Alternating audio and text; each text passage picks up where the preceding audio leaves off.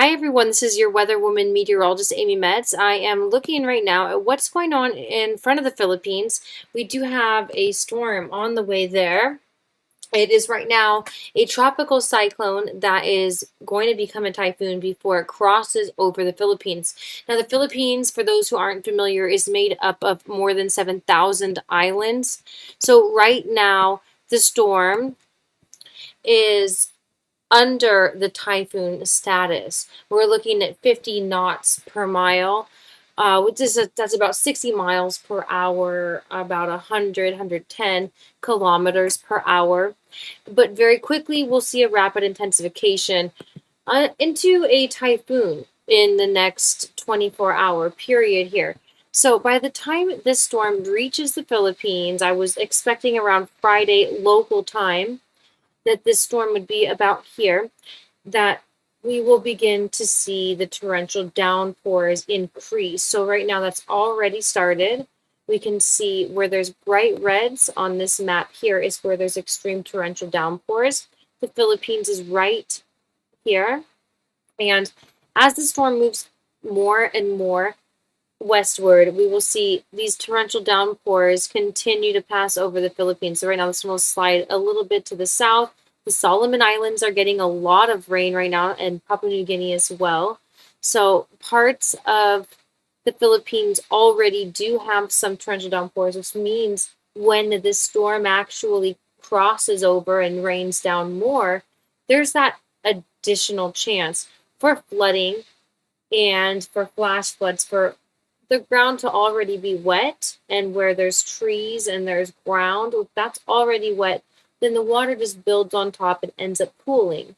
So that's where we will see a lot of flooding in low-lying areas. Roadways can be washed away as a storm like this passes over land. So right now is really the very best time for anybody in this region who lives in the southern Philippines or happens to be there right now to head northward. If you're able to get off some of these smaller islands here, it would be a good idea to do so. I'm going to take a close look at where exactly by looking up higher in the atmosphere at this, what's meteorologists like to refer to as steering winds. 500, 600 millibars is about midway from where we are on the ground to where we would be flying in a plane. So that gives you a little bit of reference as to where these winds are located. This is just one layer right there. And where the air is moving ahead of a storm is extremely important in knowing where it will go. Also, what kind of energy is nearby? Is this trough? I can tell it's a trough, being an expert in this field. This is going to dig, or is it going to lift? I believe it will lift for different reasons I'll get into, meaning that as these winds ahead of the storm are pulling to the south, they're pulling to the west, this storm will continue moving that way. It's going to keep moving that way in the future because of what I see here now. Knowing that there's calm winds to the north, now there's a bit of action going on here that could maybe either lift up to the north or help pull the storm down a little bit to the south before it continues its westward progression. And so what I'm going to do is play out this model, because I believe this is less energetic than this here. You can tell by the brighter colors. Where there's brighter colors, there's stronger winds.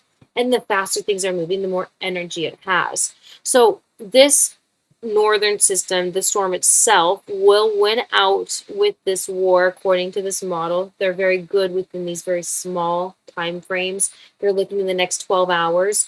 This European model does do a great job for that. Out further, I would say there's a lot more room for uncertainty.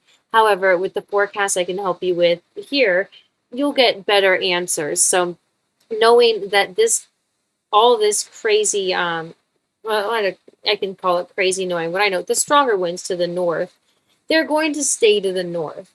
And there's a lot of systems out ahead of this that are telling me that, giving a good reason to believe that this track is in fact true. So what I'll do here is I'm going to pause it just around where this particular model is predicting a landfall and zoom in so people can understand which provinces provinces and which areas, cities, and towns will likely be under the stronger winds. And then I'm going to give you a range as to what I believe in particular, aside from what this model is showing. So you can see here the city names of where this model wants to say it's going. And I'm going to go ahead and tell you that I was believing anywhere between this city here and all the way to midway through the Philippines, we would be seeing these hurricane warnings. So it is right there in the middle right now with the eye wall. And if anything, I could see the storm going a little bit to the north after this landfall, or maybe right before, just a little bit more up toward these regions here. But as I zoom in, you'll notice there's less land if you look closely right here. So if we can get this eye wall, to pass over through areas right in between land, that means the stronger winds will stay away from the people. And that's what I would hope for here with any storm. However, it's important just to know it's time to prepare for a typhoon, and winds up to 120 miles per hour, up to 200-mile-per-hour gusts. This storm probably is going to be stronger than what is making landfall right now in New Caledonia. And when you see whites here, it's over 100 miles per hour. So that does say that it would decrease by then.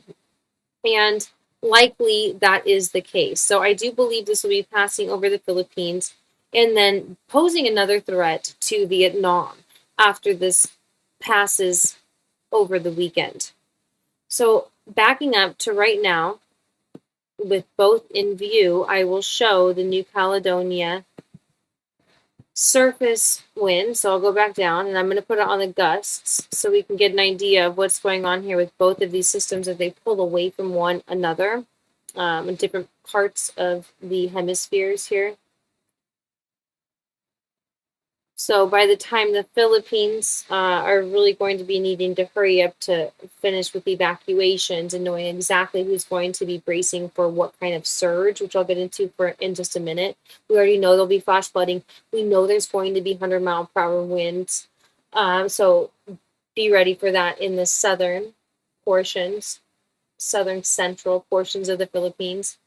And by that time, New Caledonia will be cleaning up the mess there, and the United States will be preparing for another round as this is making landfall. So if I go back to the landfall portion of this, and then I'll get back into the surge, you can see that the United States has another system here that is rotating and is strong. And so that is giving us additional snowfall to Washington at that time, while there is this severe weather threat again in the United States, where we just saw that world record tornado, quad state tornado. It's still in the works to know if that was on the ground the whole time to call it a true record breaker, but it very likely was. So what I'll do now, back on the Philippines, is I'm getting into the swell forecast here. And instead of the forecast, I'm going to the data. I always prefer to start with data. And so this is going to help with surge information, knowing which way these tides and swells are moving. And if there's already water being pushed into the Philippines, which we can see there is right now, it's a safe bet that it will just grow taller and taller with this storm. So low-lying regions in the Philippines, it's important to also be preparing for a flood surge where the water will very slowly begin to rise along low-lying coastal regions and can submerge streets and homes in the matter of minutes to hours. Sometimes it's a slow rise, and it just depends on how fast the storm is moving, where the swells are, and where they're moving. Altogether, this storm is a pretty moderate mover. I wouldn't say it's necessarily slow or fast, kind of right in the middle. So for people who are already familiar with sorts of situations there, that can give you an idea to know this is more of the moderate motion track. These seawalls, I would imagine, could cover roadways. I wouldn't say total homes with this size of the storm. So in most cases, unless your home is in some kind of a low-lying valley, which ends up with water draining into that region, then you should be okay.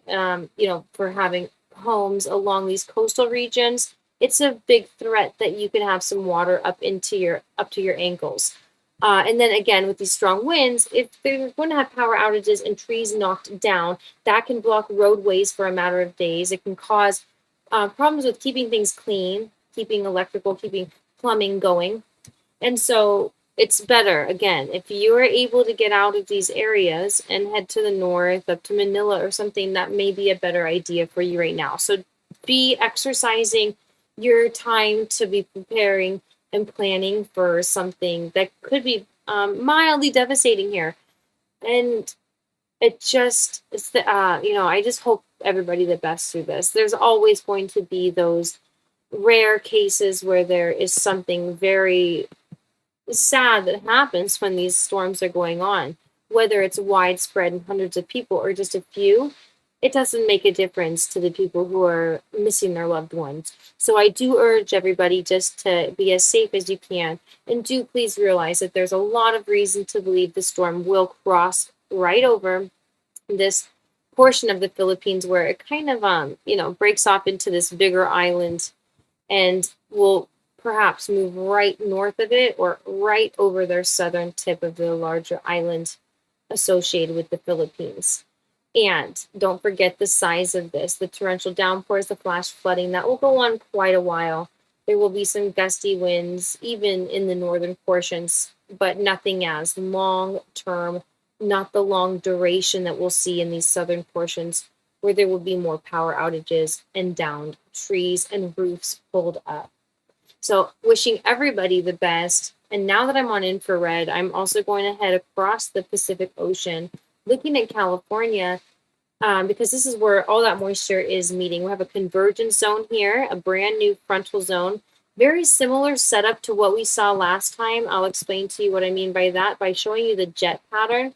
Last time we had this severe weather here just a few days ago, the jets around the 250, 200, 300 millibar level, they were converging. And that's happening again. So this is a little odd, but that's how things are right now. And this happens every 5 to 10 years or so, that we get these kinds of storms coming in and La Nina patterns with favoring some on and off sporadic flooding for Northern California. So that's just where we are right now. With this tropical air, this is part of the tropical jet, this is part of the polar jet. While it's warm and moist here, running into the cold, dry air, it ends up creating a lot of instability in the atmosphere and a lot of thunderstorms. Along with that, a convergence zone, meaning that we're having all this cold air, this warm air. That is a cold front right here. And there's additional low pressures forming right now on the surface. So what that really means to everybody is on the ground here is there's going to be a lot of rain. There was already some torrential downpours, and not just the rain, but the severe weather threat into the United States again for this week. So back to the satellite view, this is tropical moisture. When it rains, it pours with this stuff. It seems like there's larger droplets with it and a higher chance for thunder and lightning, as opposed to this air mass up here with also precipitation involved in it. But as this whole system moves toward the east, we're going to see an increased chance into tomorrow and the next day for severe weather threats in the central United States yet again. Not quite as big of an outbreak or record-breaking as what we just saw the other day. And I, hope I wouldn't eat my words on that, but I'm sure I was watching for that system a week and a half before it even happened. And sure enough, it was as explosive as I had been imagining by looking at this imagery. Now, the fact that these two jets met here over California makes a huge difference in the outcome of the severe weather. Rather than this warmer, moist air coming up off the plateaus of Mexico like it did when it was extremely explosive, it's coming up off of the warmer waters of the Gulf, which are not as hot as Mexico. So the differential here is a little bit less than what it was with the last round. So for anybody worrying about that, yes, do still stay prepared. Do understand tornadoes can be a risk here. And in fact, I'll go to the Storm Prediction Center's convective outlook for that, just to give an idea, an easy way of looking at the graphic on this, because I have been in agreement with what they've been putting out this last couple of weeks. So looking ahead to those days ahead, it's not as bad. We saw reds here, and really it was red over here in this zone, meaning that it's an extremely dangerous event, whereas this one is more marginal risk. It's not going to be as numerous, it's not going to be as strong, but there will still be some weather that is life threatening. So be aware of that and to stay out of the way when you can, just as I hope those people and friends of mine in the Philippines are able to do with this storm, and that I hope everybody did do in New Caledonia, as this storm is tracking over the entire island chain. It is not letting up. I was expecting a passage, an eye wall passage right over land, but it's really dragging on all the way across. So I am wishing them the best, and we're just lucky here that this is not Niran, which in March they did have a Category 4 storm making landfall. It put 20,000 people out of power. There's about 200,000 on the island. This storm is not as strong, but it is crossing over the entire thing and going a little bit slower. So I am going to be sharing what happens there, what the outcome is, both here on YouTube and on my Facebook page. So go ahead, hit subscribe, and stay updated on that. And you can also find me on other social media platforms as Weather Woman, Meteorologist Amy Metz. Any of those will work. So everybody, I wish you the best through all of these storms. There's quite a few around the globe right now, and more to come. So enjoy the weather where you can, and also the UK bracing for some more weather here. And I'll keep the updates coming. I hope you all have a great day.